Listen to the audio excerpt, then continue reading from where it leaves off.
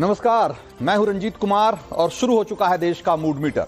Mood metre की पहली story में हम बांग्लादेश में चीन की जो भारत के खिलाफ जो साजिश चल रही है चिकन नेक वाली, उसको बेनकाब करने की कोशिश करेंगे। और मूड मीटर की दूसरी स्टोरी में आपको बताएंगे कि आज कैसे भारत समेत दुनिया भर के शेयर बाजारों में हाहाकार मचा हुआ है। और ऐसे में सवाल यह है कि क्या ट्रंप का टैरिफ वॉर दुनिया को बर्बाद कर देने वाला है, और अगर हां तो भारत इससे कैसे बचेगा। और आज हम आपको यह भी बताएंगे कि वक्फ कानून के खिलाफ शाहीन बाग वाली साजिश करने वालों का सरकार ने क्या इलाज किया है। लेकिन पहले जरा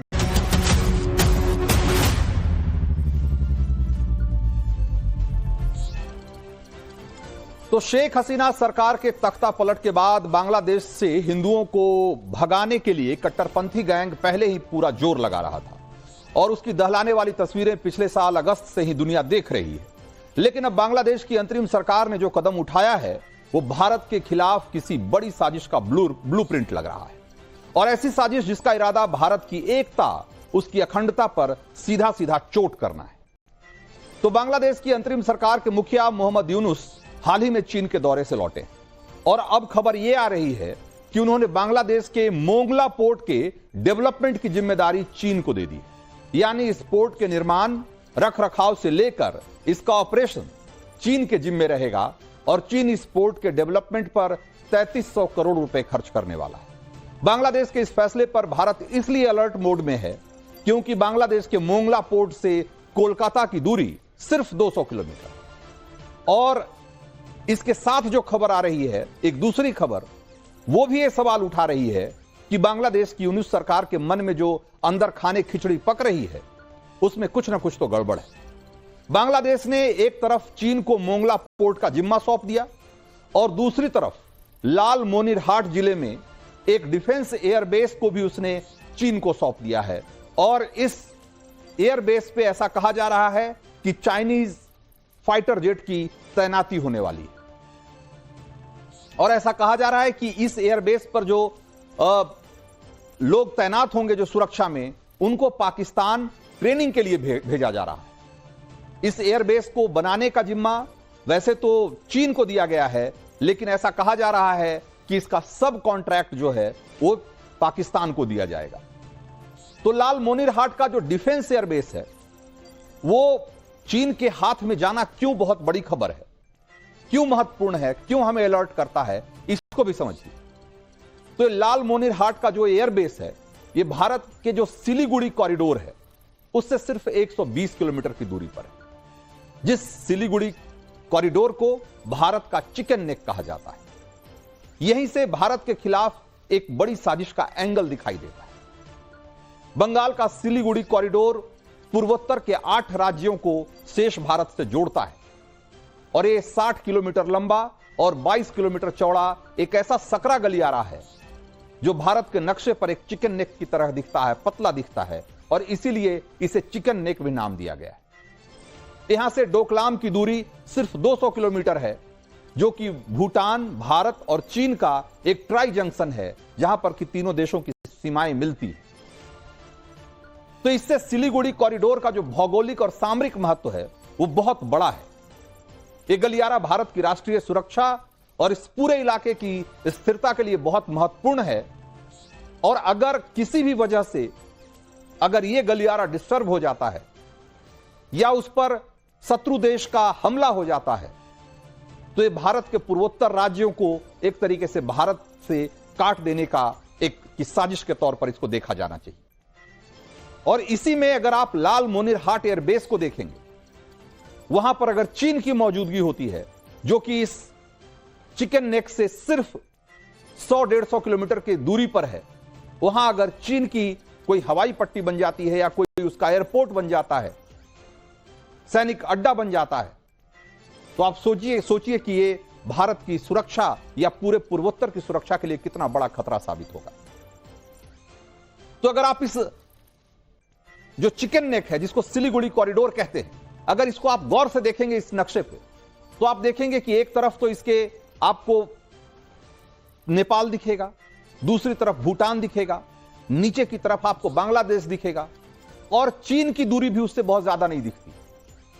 यानी कि ये चारों तरफ अगर देखा जाए तो विदेशी ताकतों से ऐसे घिरा हुआ इलाका है।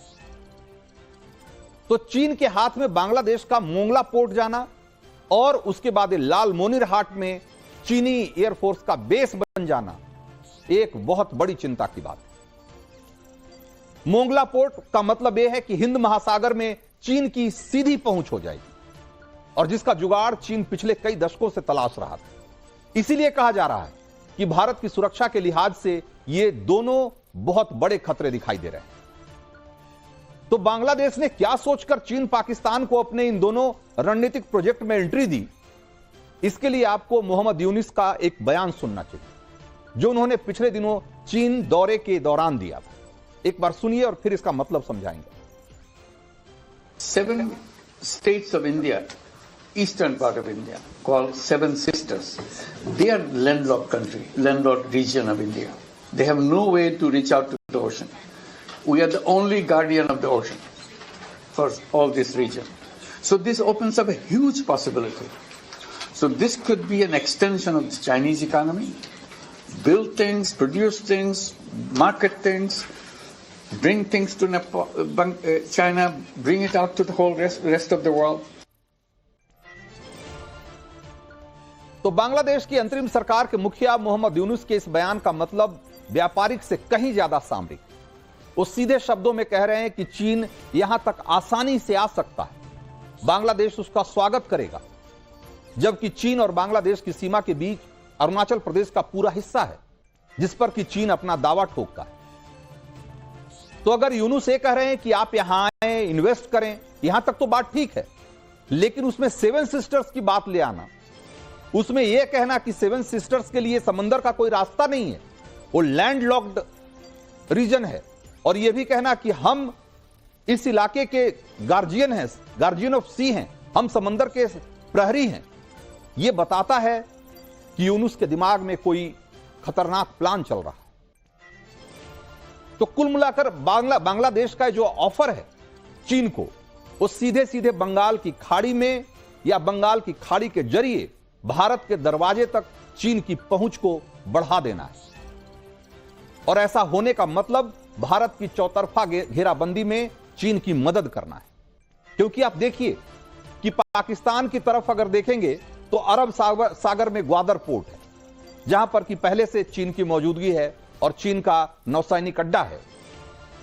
और अब इधर बंगाल की खाड़ी में बांग्लादेश का मोंगला पोर्ट, अगर आप देखिए तो बंगाल की खाड़ी और उधर अरब सागर, दोनों तरफ अगर चीन की मौजूदगी दो बड़े नेवल बेस के रूप में हो जाती है तो यह भारत की सुरक्षा पर यह बहुत बड़ा खतरा होगा।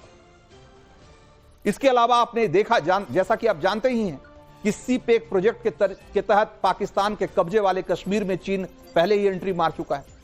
म्यांमार में भी इसी तरीके से सी पैक के तर्ज पर रोड प्रोजेक्ट पर काम चल रहा है। यानी कि भारत के सभी पड़ोसी देशों में चीन की पैठ और चीन का दखल दोनों बढ़ रहा है। भारत दशकों से हिंद महासागर में चीन के प्रभाव को रोकने की कोशिश में लगा हुआ है, और अब बांग्लादेश चीन के प्लान को कामयाब बनाने की गारंटी की तरह एक तरीके से मोंगला पोर्ट को उसको सौंप रहा है। ये दक्षिण एशिया में भारत के दबदबे पे एक बड़ा खतरा है।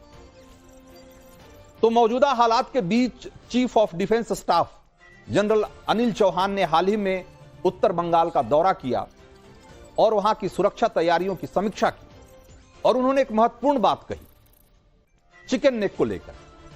उन्होंने कहा कि ये जो चिकन नेक को भारत की एक कमजोरी के तौर पर दिखाया जाता है, लेकिन ऐसा है नहीं। असल में यह भारत का एक मजबूत किला है, जहां पर की जरूरत पड़ने पे पश्चिम बंगाल, सिक्किम और उत्तर पूर्व से सैनिकों की तुरंत तैनाती संभव है। चारों तरफ से डिप्लॉयमेंट किया जा सकता है, और चिकन नेक पे किसी भी तरह का कोई खतरा, कोई भी आंच नहीं आने दिया जाएगा। और अगर देखा जाए तो इसके लिए सेना ने पहले से ही बहुत बड़ी तैयारी कर रखी है। एक रिपोर्ट के मुताबिक भारतीय सेना ने सिलीगुड़ी कॉरिडोर की सुरक्षा के लिए मल्टी लेयर स्ट्रेटजी अपनाई है और मल्टी लेयर सिक्योरिटी प्लान उसके लिए अपनाया है। आपको मैं बताता हूं कि क्या क्या चीजें हैं जो कि इस सकरे से गलियारे की सुरक्षा के लिए पहले से ही तैनात करके जिनको रखा गया है।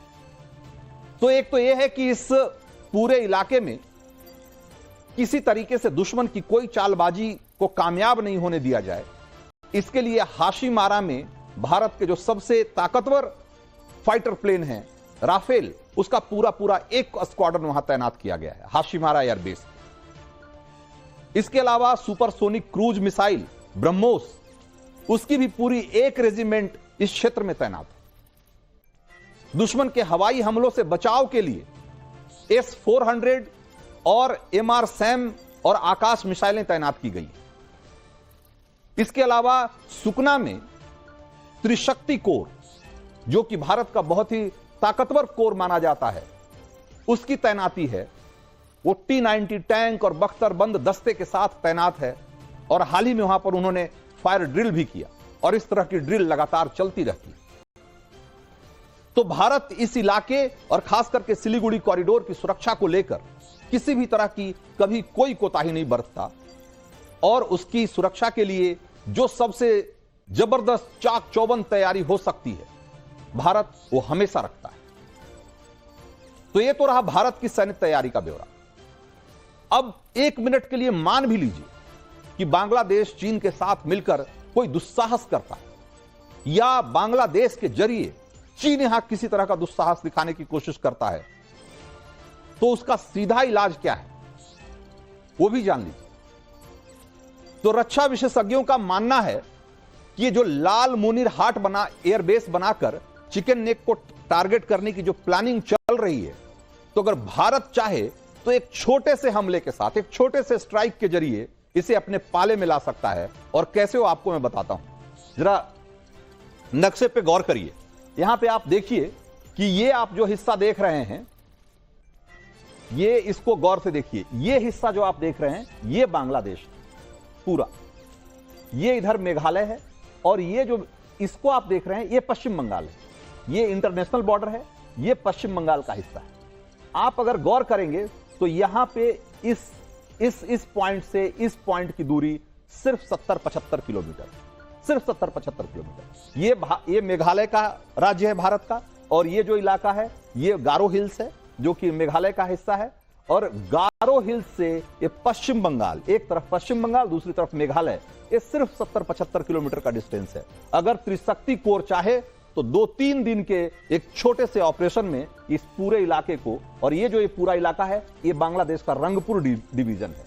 ये थोड़ा सा अगर इसको हटा सके तो आपको मैं दिखाना चाहता हूं कि ये जो रंगपुर डिवीजन है और ये चिकन नेक है। ये अगर चिकन नेक जो कि एक 60 किलोमीटर का सिर्फ 20-25 किलोमीटर 22 किलोमीटर चौड़ा एक गलियारा है, वो अगर इस रंगपुर डिवीजन को भारत मिला ले अपने में, तो आप समझिए कि ये 200 किलोमीटर से ज्यादा चौड़ा गलियारा होगा। और ये पूरा जो नॉर्थ ईस्ट है वो 22 किलोमीटर गलियारे की बजाय 200 किलोमीटर के चौड़े गलियारे के रूप में तब्दील हो जाएगी, जिसको चिकन नेक कहा जा रहा है। वो हमेशा हमेशा के लिए बदल जाएगा। और ये भारत के लिए या भारतीय सेना के लिए, भारतीय फौज के लिए कोई बहुत बड़ी बात नहीं।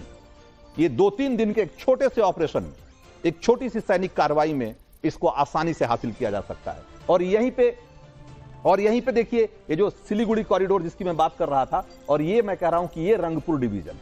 इसको देखिए, ये रंगपुर डिवीजन है और यहीं पे लाल मुनीर हाट डिस्ट्रिक्ट है। लाल मुनीर हाट में यानी कि इस अगर भारत के लिए चिकन नेक है तो आप समझिए कि ये बांग्लादेश का चिकन नेक है। और इसके ठीक ऊपर यहां लाल मुनीर हाट में यहीं पे वो एयरबेस है जिसको कि चीन को उसने लीज पर देने की बात कही है। तो ये बहुत छोटा सा मामला है। दूसरा जरा आप देखिए, ये अभी जैसा कि यूनुस ने कहा कि इस पूरे इलाके के लिए समंदर का कोई रास्ता नहीं।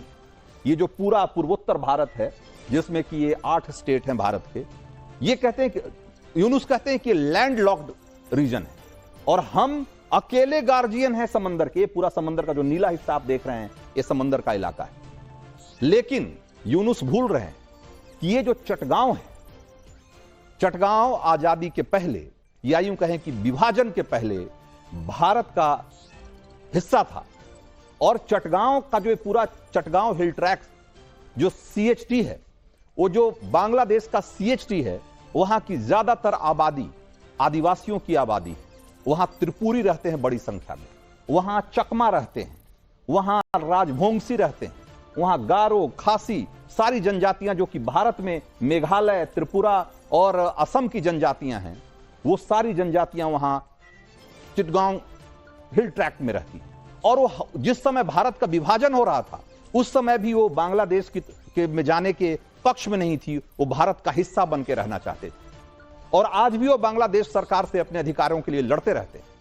अगर भारत चाहे तो एक झटके में पूरा चटगांव हिल ट्रैक्ट भारत के साथ आ सकता है। और आप जरा यहां पर गौर करिए, जिस समंदर के रास्ते की बात कर रहे थे यूनुस, वो त्रिपुरा के बॉर्डर से सिर्फ 30 किलोमीटर का डिस्टेंस है।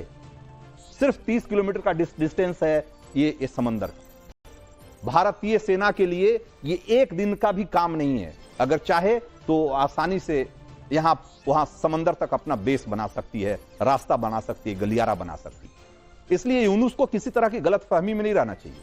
अगर भारतीय सेना चाहे, भारत सरकार चाहे, तो ये बहुत छोटे छोटे मिलिट्री ऑपरेशन के जरिए ये दोनों चीजें, इस पूरे पूर्वोत्तर के लिए एक समंदर का रास्ता भी मिल जाएगा, और ये जो हमेशा जो सुरक्षा की चुनौती के तौर पे जिसे भारत के सामने पेश किया जाता है चिकन नेक के तौर पे सिलीगुड़ी कॉरिडोर को, उसका भी रास्ता मिल जाएगा। और ये बहुत ही छोटे ऑपरेशन के जरिए संभव।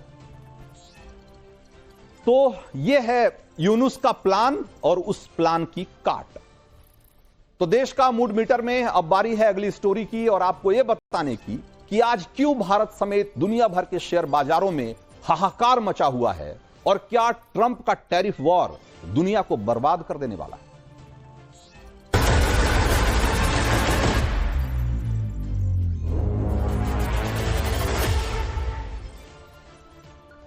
तो आज शेयर बाजार में भूचाल आया हुआ था। आज हफ्ते का पहला ही दिन शेयर बाजार के लिए ब्लैक मंडे साबित हुआ, क्योंकि आज शेयर मार्केट में साल की दूसरी सबसे बड़ी गिरावट दर्ज की गई।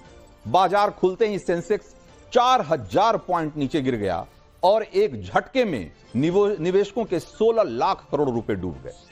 निवेशक सिर पकड़कर बैठ गए कि यह क्या हो गया, अब इस नुकसान की भरपाई कैसे होगी। दरअसल सिर्फ भारत ही नहीं, पूरी दुनिया के शेयर बाजारों में हाहाकार मचा हुआ है, और सबकी एक ही वजह है, अमेरिकी राष्ट्रपति ट्रंप का टैरिफ बम जो उन्होंने दुनिया पर फोड़ा है। लेकिन इसके असर से अमेरिका भी अछूता नहीं है। अमेरिका का शेयर बाजार भी धड़ाम हो गया है, और भविष्यवाणियां की जा रही है कि अमेरिका में ऐसी मंदी आएगी जो पहले कभी नहीं आई। कहा जा रहा है कि ट्रंप ने अमेरिका की आर्थिक हत्या या आर्थिक आत्महत्या का, फाइनेंशियल सुसाइड का प्लान तैयार कर लिया है। और आज हम इन सब की बात करेंगे, लेकिन सबसे पहले आप यह देखिए कि ट्रंप ने दूसरे देशों पर रेसिप्रोकल टैक्स लगाने का, जो रेसिप्रोकल टैरिफ लगाने का जो ऐलान किया था, वो 9 अप्रैल को लागू होगा। लेकिन उससे पहले ही आज ग्लोबल मार्केट में ऐसा भूचाल आया कि पूरी दुनिया में हाहाकार मचा हुआ है, और इसके लपेटे में खुद अमेरिका भी। आज सुबह भारत के सेंसेक्स में 4% तक की गिरावट हुई। जापान के अगर निक्केई में देखें तो 6.4% यानी कि 6.5% के आसपास गिरावट हुई।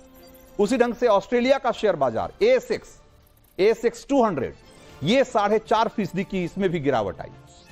दक्षिण कोरिया का कॉस्पी, वहां का शेयर मार्केट 4.4% ये भी नीचे गिरा। ताइवान का ताईएक्स 9.6% नीचे गिरा, 9.6% नीचे गिर गया। उसी ढंग से सिंगापुर का STI 7.1%। आप देखिए कि दुनिया के सारे बड़े और सारे महत्वपूर्ण बाजारों में किस तरीके से कोहराम मचा हुआ है। तो दुनिया भर के शेयर बाजारों में आई इस गिरावट से भारत का बाजार अछूता नहीं रहा, जैसा कि हमने आपको पहले भी बताया। और कैसे ब्लैक मंडे साबित हुआ यह हमने आपको दिखाया। और इस गिरावट की वजह से जब आज मार्केट क्लोज हुआ तो आपको पता है कि भारतीय बाजार से कितना पैसा गायब हो चुका, कितना पैसा खत्म हो चुका। 19.4 लाख करोड़।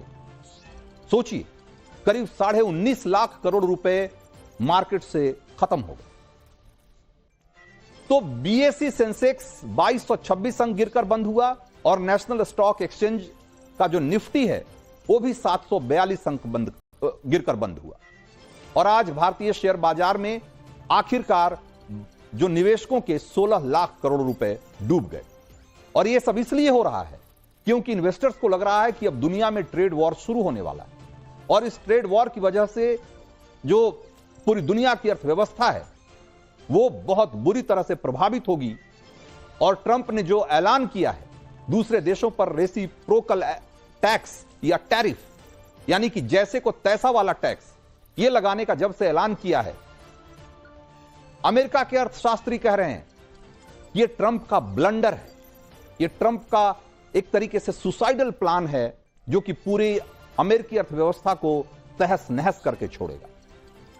अमेरिका के मशहूर फाइनेंशियल कमेंटेटर हैं जिम क्रैमर, उन्होंने चेतावनी दी है कि ट्रंप की टैरिफ नीति से अमेरिका के शेयर बाजार 1987 के ब्लैक मंडे जैसी गिरावट को झेलेगा, जब 19 अक्टूबर 1987 को डाउ जोन्स एक ही दिन में 22.6% गिर गया और यह इतिहास की सबसे बड़ी गिरावट थी, एक दिन में होने वाली सबसे बड़ी गिरावट। और अब सोमवार को, यानी कि आज, अब से थोड़ी देर बाद जब अमेरिका का डाउ जोन्स मार्केट फिर से खुलेगा, तो कहा जा रहा है कि आज फिर से 22% से ज्यादा की गिरावट हो सकती है। अमेरिका में क्रैमर की भविष्यवाणियों को बहुत सीरियसली लिया जाता है, क्योंकि अक्सर उनकी भविष्यवाणियां सही बाजार खुलेगा तो उसमें 22% गिरावट की आशंका जताई जा रही है। तो ट्रंप को मार्केट क्रैश से कोई फर्क नहीं पड़ रहा, या ट्रंप को इसकी समझ नहीं थी, या ट्रंप जानबूझकर ऐसा कर रहे हैं, यह बहुत सारे लोगों को समझ में नहीं आ रहा। हालांकि ट्रंप ये कह रहे हैं कि दूसरे देशों पर लगाया गया टैरिफ एक दवा है, एक कड़वी दवा है, और जिसका असर दिखने में थोड़ा समय लगेगा। जरा एक बार सुनिए Trump. Pain in the market. At some point, you're unwilling to tolerate this idea of a Trump put. Is there a threshold? I think your question is so stupid. I mean, I think it's I don't want anything to go down, but sometimes you have to take medicine to fix something.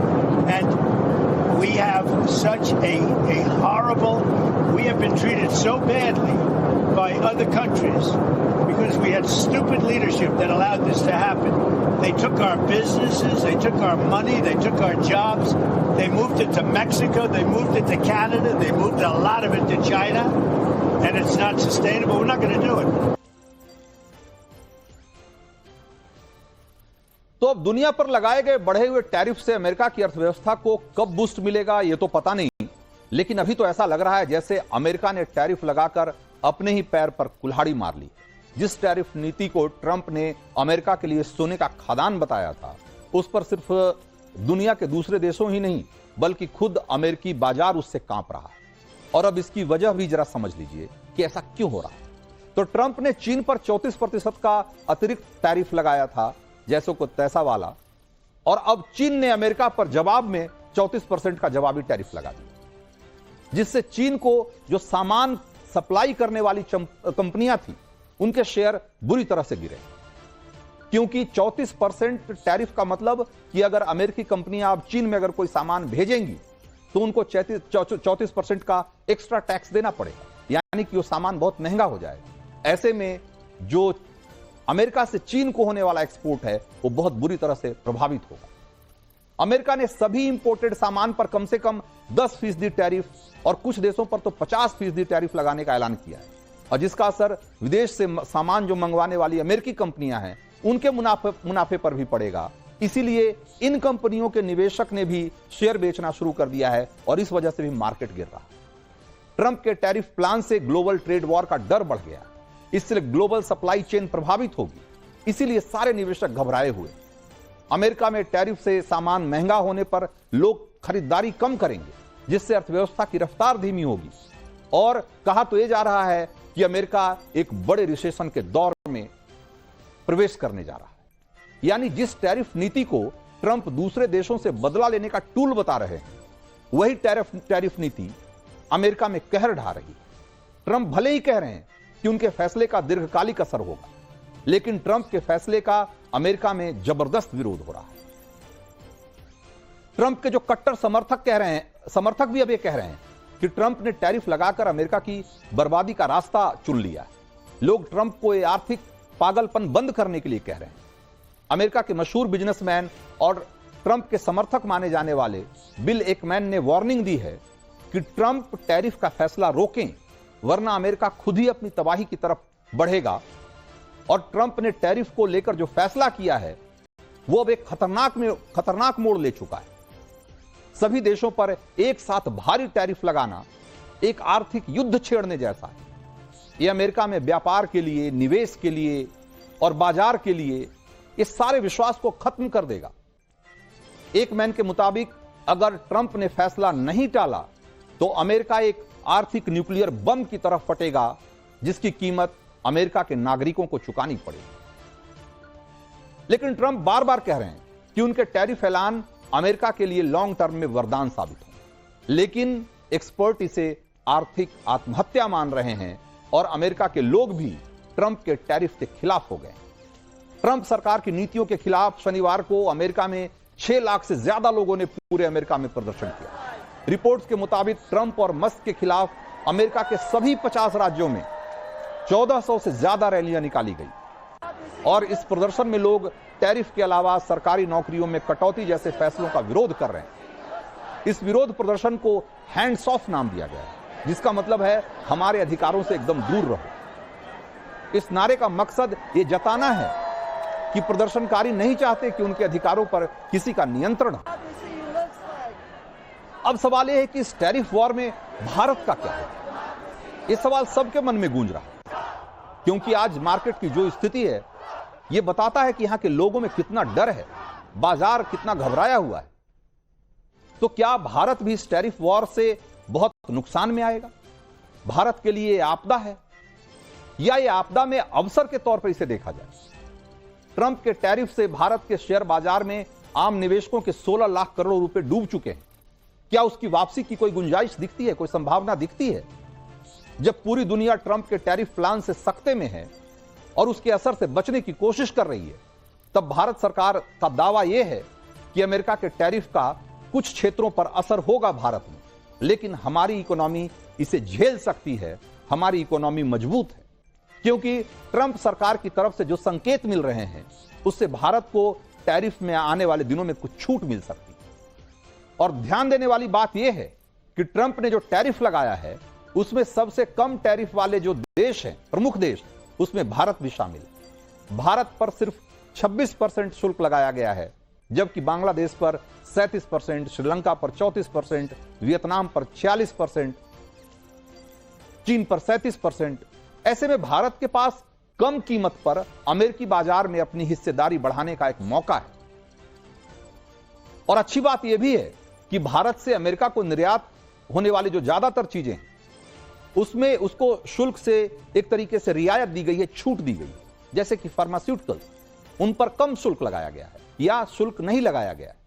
America के tariff से भारत में वाहन, electronics, कपड़ा, लौह इस्पात, ये सारे क्षेत्र प्रभावित जरूर होंगे, लेकिन दवा, पेट्रोलियम, इस तरह के जो दूसरे सेक्टर हैं उस पर बहुत ज्यादा असर नहीं होगा, क्योंकि इन्हें रेसिप्रोकल टैरिफ के दायरे से बाहर रखा गया है। तो भारत में अर्थशास्त्रियों का मानना है कि अमेरिका की तरफ से लगाए गए टैरिफ का भारत की अर्थव्यवस्था पर असर लिमिटेड होने वाला है और भारत के पास वैश्विक बाजार में अपनी स्थिति और मजबूत करने का अवसर भी होगा इसके जरिए। तो देश का मूड मीटर में अब बारी है आज की तीसरी स्टोरी की, और आपको यह बताने की कि ऐसा क्या हुआ कि ओवैसी मरने मारने वाली अपनी पुरानी क्लिप दोबारा वायरल करने में जुटे हुए।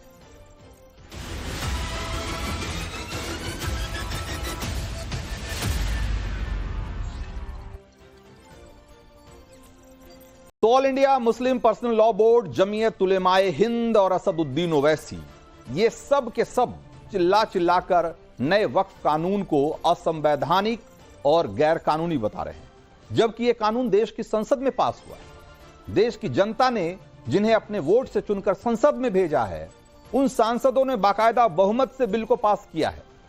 फिर भी इसके खिलाफ जिद है तो है, और इस जिद को पूरा करने के लिए कभी देश की हर सड़क को शाहीन बाग बना देने का दम भरा जा रहा है, तो दूसरी तरफ इस कानून के खिलाफ अदालत का दरवाजा खटखटाया जा रहा है। नए वक्फ कानून के खिलाफ सुप्रीम कोर्ट पहुंचने वालों की लिस्ट लंबी होती जा रही है, और अगर अभी तक देखिए तो कुल 9 लोग और 9 कुल मिलाकर 9 लोग और संगठन अब तक सुप्रीम कोर्ट पहुंच चुके हैं। उसमें कांग्रेस से मोहम्मद जावेद हैं, AIMIM के चीफ असदुद्दीन ओवैसी हैं, आम आदमी पार्टी के अमानतुल्लाह खान हैं, एक एनजीओ है association for protection of civil rights, उसके अलावा जमीयत उलेमाए हिंद के चीफ मौलाना अरशद मदनी, फिर समस्त केरल जमीयत उलेमा और all India Muslim personal law board. इसके अलावा भी एसडीपीआई और मुस्लिम लीग भी पिटीशन दाखिल कर चुकी और आने वाले दिनों में यह होड़ लगी हुई है कि कहीं पिटीशन दायर करने में वो पीछे न रह जाए, उनका नंबर ना आए, कहीं ऐसा ना हो और वो मुसलमानों के झंडा बरदार की जो उनकी छवि है या जो खुद को साबित करने में जुटे हुए हैं, कहीं उसका नुकसान ना हो जाए। लेकिन ये वक्फ वाली जो लड़ाई है सिर्फ सड़क, सदन और सुप्रीम कोर्ट में नहीं लड़ी जा रही, साइबर वर्ल्ड में भी एक अलग लेवल पर मामला चल रहा है। एआईएमआईएम के चीफ और हैदराबाद से सांसद असदुद्दीन ओवैसी वक्फ संशोधन कानून के खिलाफ अपने पुराने बयानों की क्लिपिंग काट काट कर सोशल मीडिया पर पोस्ट कर रहे हैं और बयान भी ऐसे कि आप बार बार सोचने पर मजबूर हो जाएंगे कि देश की संसद में बैठने वाला कोई नुमाइंदा ऐसी भड़काऊ बयानबाजी कर कैसे सकता है। एकदम मरने वाली बात है भाई साहब, सुनिए जरा एक बार। और अगर मोदी ये कानून बनाते हैं तो जैसा कि पर्सनल लॉ बोर्ड ने फैसला लिया कि अगर एहतजाज होगा मोदी जी तो आप हमारे वजूद को मिटाना चाह रहे हैं, बेहतर यह है कि मैं रोड पर आकर अपने आप को खत्म कर लूं, मगर अपने घर में बैठकर अपनी जायदादों को छीनना नहीं देख सकता जो अल्लाह उसका मालिक है। मैं घर में बैठकर नहीं दे सकता कि जिसका मालिक अल्लाह है उसको जायदाद को छीन लिया जाए। तो ये ओवैसी की पुरानी चुनावी स्पीच है और चुनाव प्रचार के वक्त की है, लेकिन देख लीजिए कि ओवैसी ने किस वक्त और सोचिए कि किस मंसूबे के साथ इस पुराने भाषण में खुद को खत्म कर लेने वाला पार्ट इसको काट कर फिर से शेयर किया है। एक उकसावा नहीं है तो और क्या है साहब, ये भड़काऊ कांड नहीं है तो इसे क्या कहेंगे। और एक तरफ तो ओवैसी कोर्ट के रास्ते संवैधानिक लड़ाई लड़ने की बात करते हैं और दूसरी तरफ ऐसी भड़काऊ क्लिप को वायरल करने में जुटे हुए। और ये एक लौती क्लिप ऐसी नहीं है, एक और पुराना भाषण का टुकड़ा है जिसको कि उन्होंने पोस्ट किया है और जिसमें भारत के मुसलमानों को उठाने, जगाने, ऐसा जोश भरते हुए दिखाई दे रहे हैं। जरा देखिए। उठो भारत के मुसलमानों, ये वक्त उठने का है। मैं बार बार तुमसे कह रहा हूं, तुम अगर मुझसे नफरत करे तो करो मुझसे नफरत, दिल खोल के करो, मगर ये तो सबका मसला है ना मेरे भाई। ये कोई जो बंदियों बरेलवियों का अहले हदीस का मसला नहीं है, ये वक्फ का मसला है जो जायदाद अल्लाह के नाम पर है। तो ये भी ओवैसी के पुराने भाषण का ही एक टुकड़ा है, लेकिन बड़ी चालाकी से ओवैसी ने इस भाषण के एक खास हिस्से को काटकर अभी शेयर किया। यहां वो मोदी सरकार के खिलाफ वक्फ वाली लड़ाई में मुसलमानों के सारे फिरकों, जमातों, मसलकों, सबको जैसे कि देवबंदियों, बरेलवियों, सबको एकजुट करने का आह्वान कर, क्योंकि ओवैसी को पता चल चुका है कि सारे मुसलमान वक्फ कानून के खिलाफ नहीं है। इसमें से बड़ा नाम ऑल इंडिया मुस्लिम जमात के अध्यक्ष हैं मौलाना शहाबुद्दीन रजवी का। उन्होंने वक्फ कानून में बदलाव का पूरा समर्थन किया है।